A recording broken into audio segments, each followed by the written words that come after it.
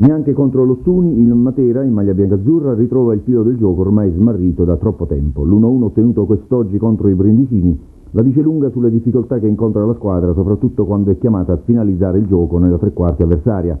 Se poi si considera che oggi poteva anche maturare una clamorosa sconfitta, visto che il risultato è stato raddrizzato solo un minuto dal termine, il quadro della situazione è completo.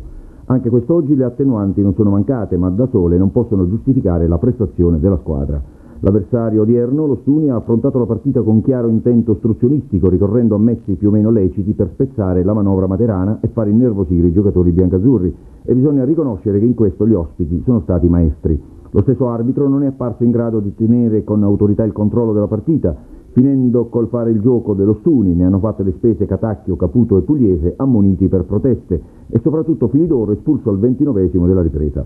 L'aver giocato gli ultimi 15 minuti decisivi della partita in 10 costituisce perciò l'ultimo elemento da portare a parziale giustificazione.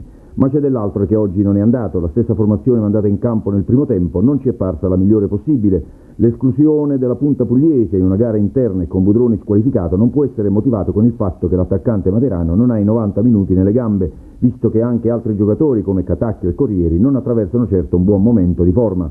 La stessa posizione in campo di Ferrante, anche lui comunque sottotono, non contribuisce a mettere ordine nella manovra. Si spiegano così le accese forme di contestazione che quest'oggi il pubblico ha riservato un po' a tutti, un pubblico che vede deluse le sue aspettative e che richiede a gran voce una svolta positiva anche nella situazione societaria.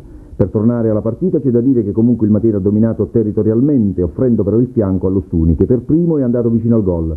Si era al 13esimo del primo tempo quando un colpo di testa di Pulvirenti ha sfiorato il palo alla destra di Cimino. Dopo un minuto anche il Matera ha avuto una grossa occasione per passare in vantaggio. D'Ambrosio, oggi tra i migliori, ha lavorato una bella palla sulla destra e sul suo cross Corrieri ha colpito di testa ma troppo centrale. Ancora Corrieri al 29esimo ha tentato la battuta a volo su cross di Filidoro, ma un difensore ha ribattuto in angolo. Altra grossa opportunità per il Matera allo scadere del primo tempo, con Caputo che ha colpito il palo su invito di Filidoro.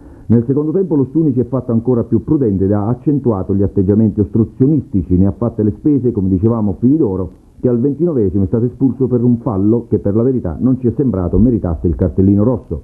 In inferiorità numerica il Matera ha fatto ricorso alle energie residue per sbloccare il risultato, ma al 43esimo è successo l'incredibile. Da un'azione di rimessa è nato il gol degli ospiti con Scuderi, che ha sfruttato al meglio un lancio in profondità ed ha battuto Cimino in uscita.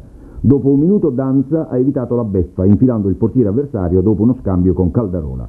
Evitata la beffa, ma non la delusione di quanti quest'oggi si aspettavano una prova del Matera all'altezza dei tempi migliori. Si tratta di un rinvio o di una rinuncia? Domenica da Rende potrebbe giungere la prima risposta.